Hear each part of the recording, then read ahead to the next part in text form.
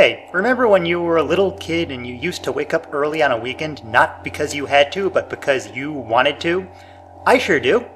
And that's what this new series is all about. Presenting some of the greatest moments in Saturday morning cartoon history.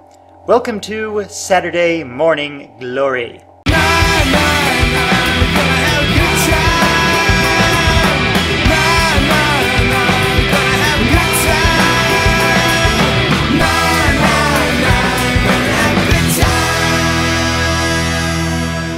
In this installment, I'll be checking out a little show you may have heard of called Star Trek.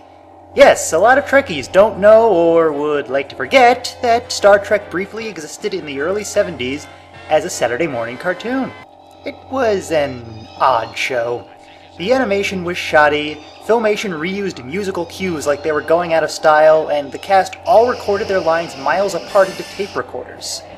But yet it has a weird sort of charm, and in some ways it's even better than the original series at getting across the vast strangeness of space, with some truly alien aliens. But there was plenty of silliness to the show. I'm honestly not sure if they were just dumbing it down for kids or camping it up for their target audience. You know, the ones who invented slash fic. Thanks, Jim. It's good to have a friend like you. Strange, that's the way I feel about you too, my dear friend Spock. So which half hour of thinly veiled sexual innuendo is in store for us this week? Ah, yes, the Lorelei Signal. In this episode, the Enterprise has been dispatched to a location that's like the Bermuda Triangle of space, where starships go missing exactly every 27.3 years. If my calculations are correct, Captain, we have 20 seconds to go. 20 seconds to what? That's what worries me. Yes, the Enterprise has arrived just in time for the next scheduled disappearance. All alone, with no backup whatsoever. Which kinda tells me someone at Starfleet really wanted this ship to disappear. I'm guessing Kirk slept with the wrong admiral's wife. The ship soon receives a distress call, and as it turns out, it's the sexiest distress call ever. It seems to be calling us. Strange. Yes, I get the same feeling myself. It does resemble a summons. I find no resemblance to a summons, Captain. Opinion noted. Set a course for the Turian system, Lieutenant Eriks. Listen, Uhura, do not, I repeat, do not try to cockblock Jim Kirk. I am experiencing audio-visual suggestion, Captain. Okay, looks like someone dropped a tab of acid in his plomeek soup. So am I. So all the men are completely under the spell of this mysterious siren call, and they remain blissfully unaware that they're being drawn to... Wait a minute? Is Sulu being affected by the signal? Wow, these sirens have no gaydar, do they? They follow the distress call to a planet, and the men beam down, only to find... They are here. Oh, such wondrous ones. They honor us. Jackpot! Suddenly, I know exactly what Bret Michaels feels like.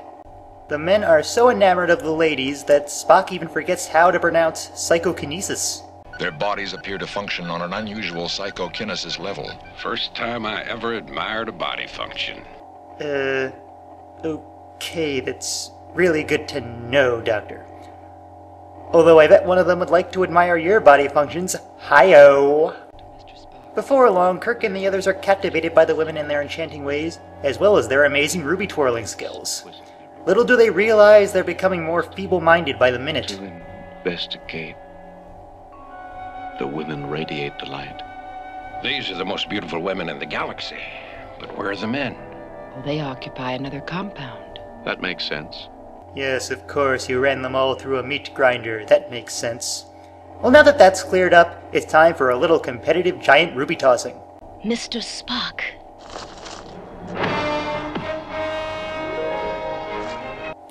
Well, Spock, you catch like a girl. What the hell do you call that? Oh, I get it. The women have somehow sapped all the men's energy.